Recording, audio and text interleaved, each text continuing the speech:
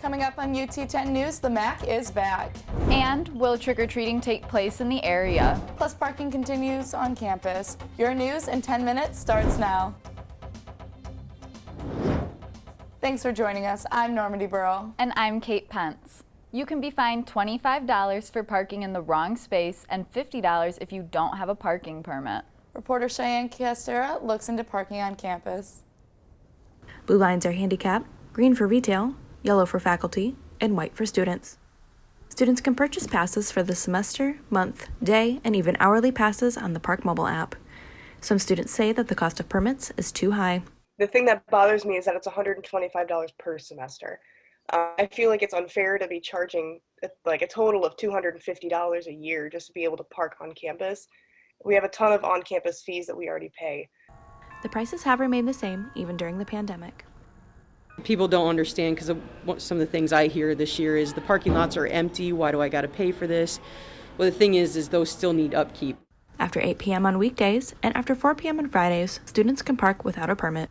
If you have any questions about our parking pass, appeal, or any other parking or transportation needs, visit them here in room 1550. Reporting from the Student Union, I'm Cheyenne Castera, UT10 News. Toledo's mayor has introduced a new income tax increase on the November ballot.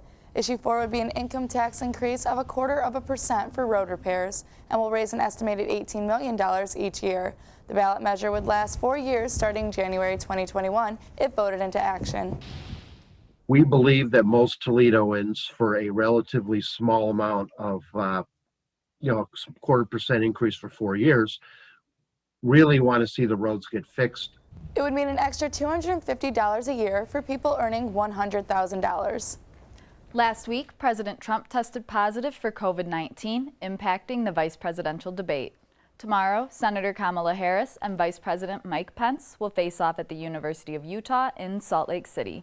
As an extra precaution, candidates will be positioned 12 feet apart rather than 7, which was requested by the Biden campaign. Pence has tested negative after being in the Oval Office with Trump before the presidential debate. The debate will be moderated by USA Today's Susan Page and will have a live, socially distanced audience. It will begin at 9 p.m. tomorrow on major cable networks and will also stream live on YouTube. Early voting starts today in Ohio and runs through November 2nd. Secretary of State Frank LaRose says over 1.8 million people voted by absentee ballot in the 2016 general election. Absentee mail-in ballots can be requested through Ohio's Board of Elections. The deadline for request is October 31st, and votes must be postmarked by Election Day. I usually vote in person, but because of the pandemic this year, I will be mailing in my vote. I'm trying to stay home as much as possible. I'm trying to keep my community safe. I'm trying to keep myself and my family safe. If you are interested in voting early, go to our websites for the links.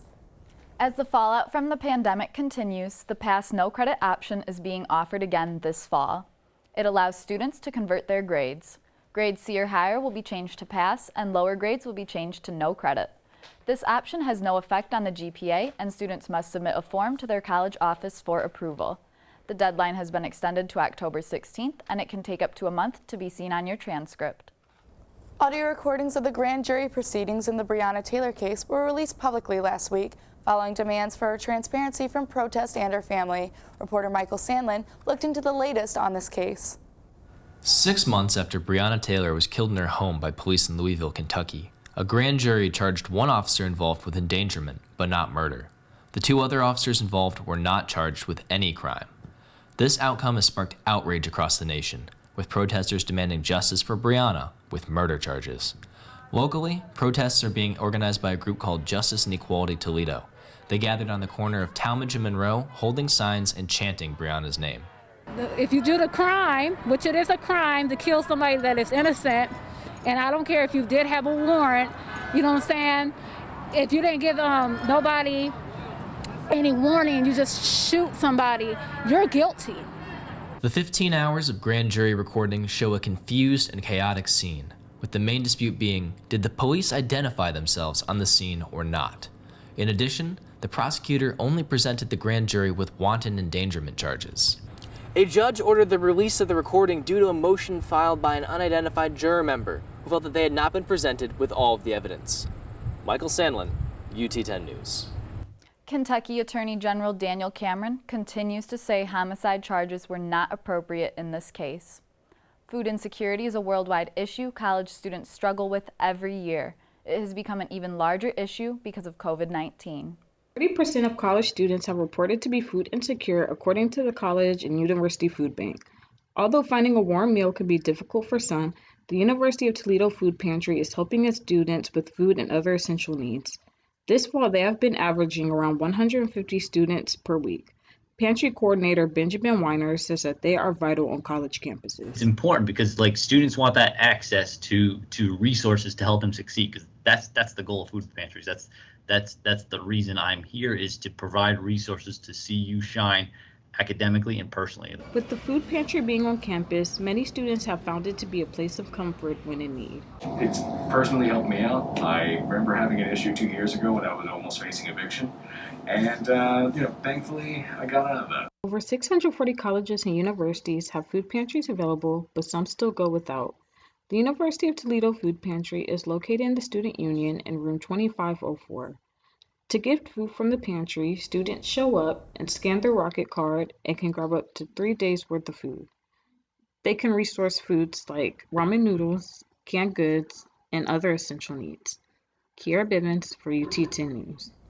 The Toledo Momentum Art Festival has raised over $230,000 this year. The money will go towards improving downtown Toledo.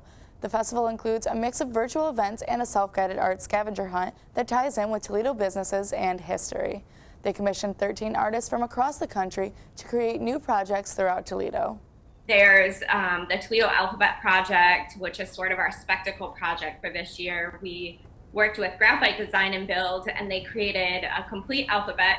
The month-long celebration of art kicked off on September 17th and will run until October 23rd. There are 180 sites to visit. You can learn more from our website. After originally postponing the season, MAC football is back. The schedule begins November 4th, spanning 6 conference games. They will play on weeknights during November, but move to Saturday nights in December. Mandatory MAC-wide COVID testing began yesterday and will continue once a week until the season starts.